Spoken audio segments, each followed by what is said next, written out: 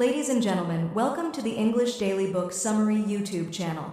In order to not stop learning, listen to an English book summary every day for free. Mary Frances O'Connor, The Grieving Body. How the stress of loss can be an opportunity for healing. Grief isn't just in your heart. It lives in your racing pulse, your sleepless nights, your aching muscles, and your loss of appetite. While many resources for grief focus on the emotional healing journey, your body carries the weight of loss in ways that are rarely discussed. This blink explores the physical experience of grief. Drawing from neuroscience and psychology, it uncovers how your nervous system, sleep patterns, and even gut function respond to profound loss. Beyond understanding these changes, you'll also learn gentle, practical ways to support your body's natural healing process, from breathing techniques to simple rituals that help your nervous system integrate loss over time. If you're navigating grief or know someone who is, this insight into the body's wisdom provides a compassionate roadmap through territory that feels overwhelming, but is actually a natural process. Grieving is physical. When grief enters your life, it arrives as more than just sadness or emotional pain. Grief lives in your body, in your heavy chest, in your churning stomach, in the muscles that ache with exhaustion. This physical experience is real, yet most resources for those in grief are aimed at the emotional and mental systems, not the body. Yet, research reveals that our bodies respond to loss in predictable ways. For instance, your brain builds a detailed map of your relationship with your loved one, how they sound, smell, move, and how you interact with them. When that person is no longer present, your brain and body work overtime, trying to resolve this mismatch between what they expect and what is now reality. This explains why you might turn to see someone who isn't there, or why certain places or objects can trigger intense physical reactions. Your heart may race, your breathing might change, or you could feel a wave of nausea from time to time. These aren't signs of weakness or a loss of control. They're signs that your body is working through loss in the way humans have for millennia. But the physical symptoms don't stop there. Some people experience fatigue that sleep doesn't seem to fix, changes in appetite, or tension in their shoulders or jaw. Others experience a host of digestive issues, or a feeling of heaviness in their chest that doesn't shift. Some notice that their immune system isn't as strong, meaning they catch every cold that goes around, while others have increasing flare-ups of existing conditions. Some people describe feeling like they're moving through fog, or that the world looks gray and food has lost its flavor. When these physical sensations feel overwhelming, try placing one hand on your heart and one on your stomach. Take slow, gentle breaths, feeling the rise and fall beneath your hands. This simple action helps your nervous system feel safer in the present moment. Even just naming what you're experiencing can help. Saying what you feel, like, "My shoulders are tense," or "My chest feels tight," can help your brain process what's happening. Remember that your body has profound wisdom and is trying to help you navigate this difficult time. By tuning into these physical experiences with gentleness, you begin the process of healing, not by erasing or suppressing grief, but by creating space for your body to carry it more comfortably. The grieving system. Your nervous system is the mission control center for how your body experiences grief. When you lose someone important to you, your automatic nervous system, the part that works without your conscious control, shifts into a protective mode. This isn't a malfunction. It's your body's ancient wisdom at work. Research has demonstrated that grief activates your sympathetic nervous system, or the fight or flight response, in the same way your body responds to danger. This explains why early grief often comes with a racing heart, shallow breathing, muscle tension, and heightened alertness. Your body is responding as if it is an emergency, because from an evolutionary perspective, separation from your tribe or loved ones was life-threatening. At the same time, your brain releases stress hormones like cortisol and adrenaline. While these hormones help in true emergencies, their continued presence during prolonged grief can exhaust your body. This partly explains the bone-deep fatigue many people feel during grief, even when they're doing very little. Your body is working incredibly hard beneath the surface. Your brain's attachment system also plays a central role in times of grief. This system, formed through millions of years of evolution, creates powerful bonds between humans. When someone dies or leaves, this system continues searching for them. This explains the persistent yearning, the physical sensation of longing or searching that accompanies grief. Your brain is literally trying to find and reconnect with the person who's gone. The vagus nerve, which connects your brain to many organs, carries grief throughout your body. This explains why you might feel grief in your gut, heart, lungs, and throat. When grief is intense, your vagus nerve can trigger sensations of choking, chest pain, or digestive upheaval. Perhaps most fascinating is how grief affects your brain's prediction systems. Your brain constantly predicts what will happen next based on past experience. After loss, these prediction systems keep expecting to see, hear, or interact with your beloved. Each time reality conflicts with these predictions, your brain must work to update its model of the world, creating the disorienting, exhausting experience of grief. To support your nervous system during grief, try alternating between gentle movement and rest. Even 5 minutes of walking, stretching, or swaying to music helps regulate your autonomic nervous system. Cold water on your face or hands can help calm an overwhelmed nervous system in moments of acute distress. At night, a weighted blanket can provide comforting pressure that signals safety to your nervous system. During the day, notice when your shoulders creep up toward your ears. This is a sign your sympathetic nervous system is activated. Consciously lowering them while taking a deep breath sends a message of safety to your brain. The body in distress. The disruption of your basic bodily systems is one of the most challenging aspects of grief. 3 systems in particular, sleep, immunity, and digestion, undergo significant changes. The process can feel mysterious and frustrating if you don't understand what's happening. Sleep patterns typically change dramatically during grief.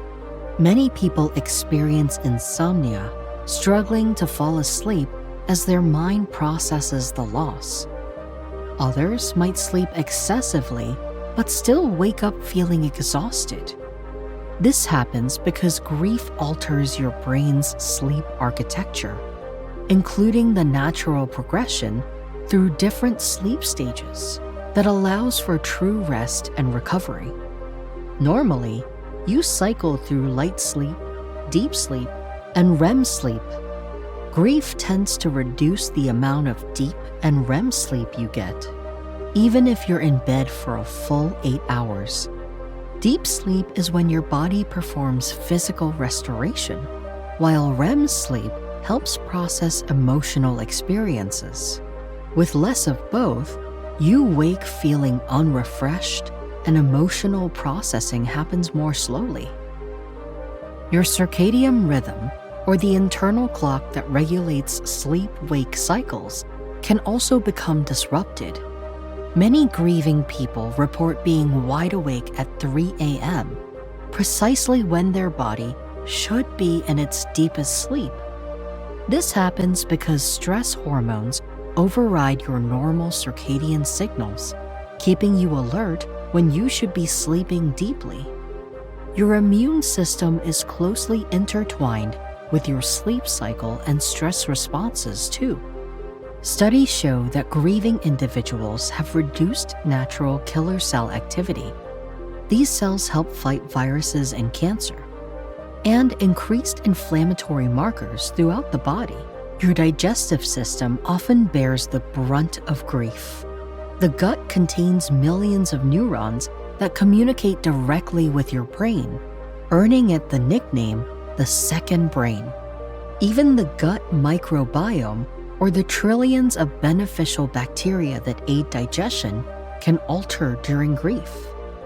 This affects how you digest food and even influences your mood through the chemicals these bacteria produce. This partly explains the common experience of food losing its appeal or taste. To support these systems, establish a gentle sleep routine by keeping consistent bedtimes and limiting screen time before bed. Rather than forcing yourself to eat large meals, try small nutrient-dense foods throughout the day, like nuts, fruit, or vegetable soups that are easier for a sensitive digestive system. Spending time outdoors, especially in the morning sunlight, helps reset your circadian rhythm and improve sleep quality. Moving your body gently during the day increases your chances of deeper sleep at night, while also supporting immune function through improved lymphatic flow. Nurturing yourself through grief. While the process of grief might feel overwhelming, there are ways to help yourself through it. Tending to your body doesn't mean trying to fix or eliminate grief. It's about creating conditions that support your system as it processes this profound experience. There are some simple practices that can significantly ease the physical burden of grief without suppressing the emotional journey.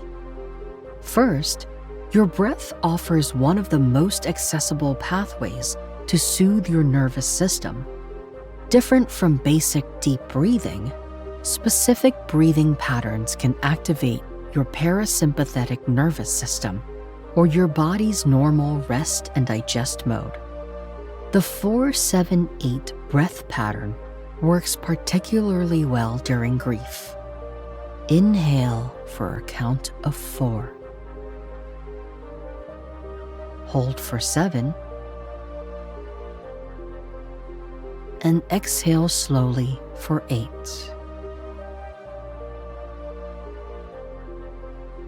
The long exhale signals safety to your brain and helps interrupt the stress cycle that grief initiates. Physical touch provides another powerful avenue for healing.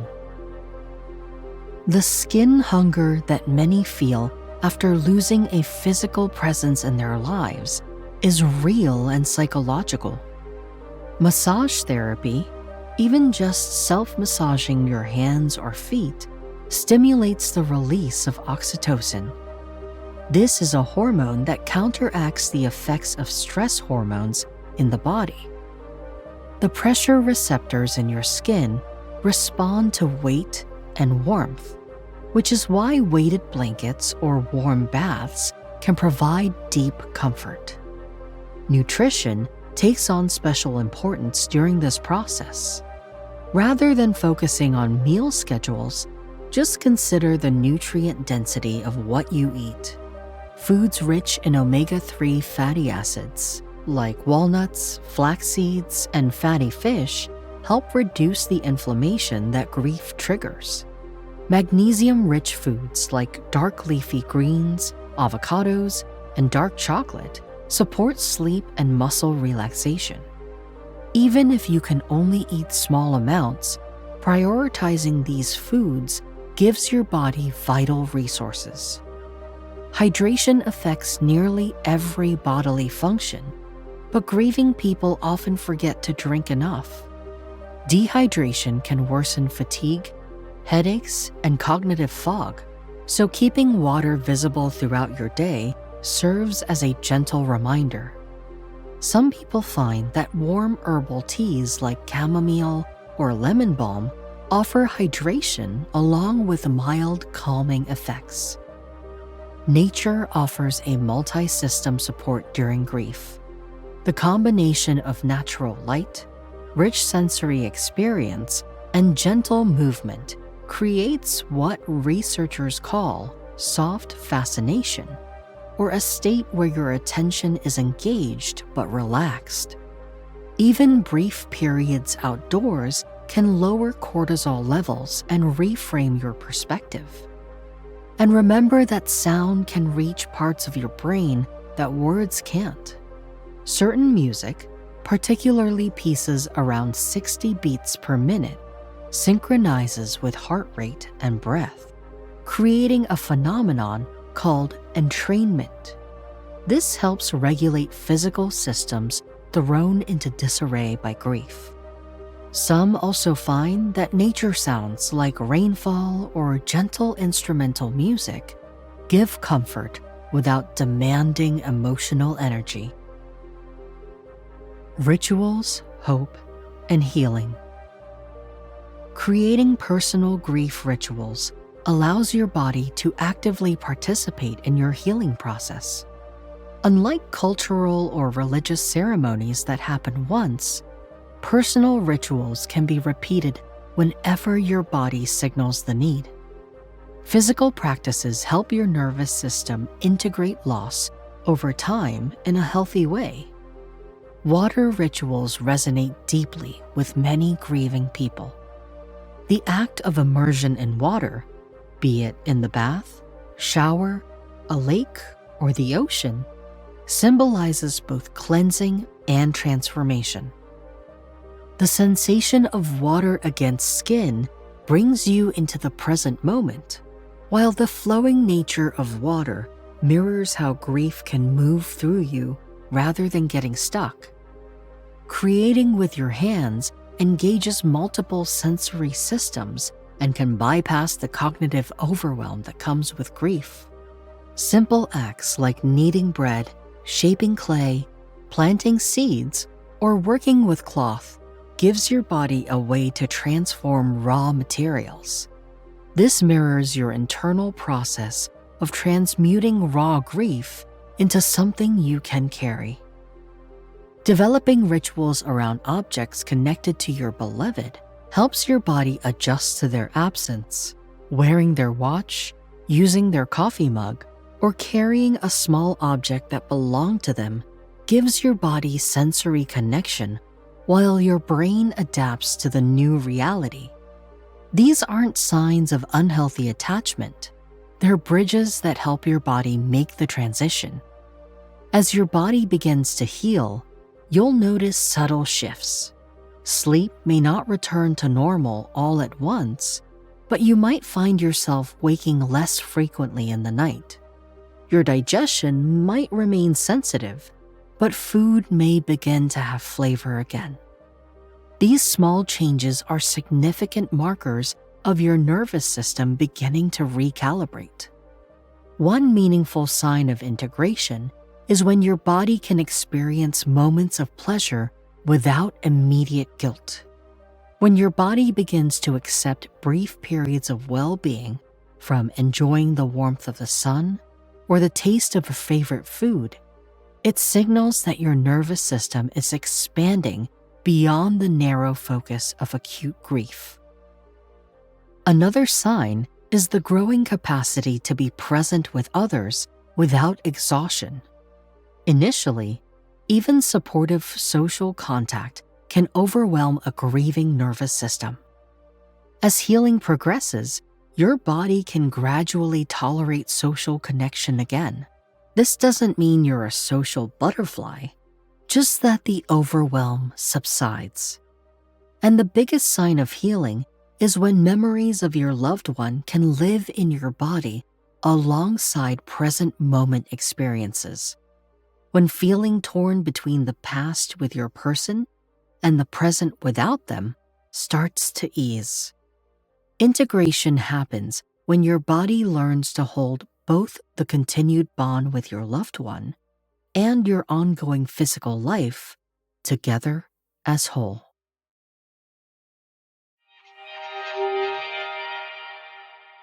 The main takeaway to this blink to The Grieving Body by Mary Frances O'Connor is that grief manifests physically through predictable patterns in your nervous system.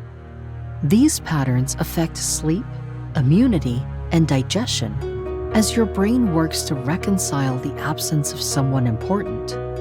Your bodily responses to grief aren't signs of weakness, but natural processes designed to help you adapt to profound change, even as they create challenging symptoms like fatigue and heightened stress responses.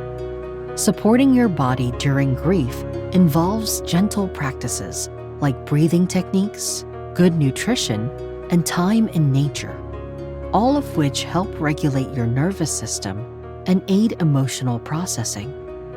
Creating personal healing rituals gives your grief tangible expression, while recognizing subtle improvements signals that integration is underway and healing has begun. Okay, that's it for this blink.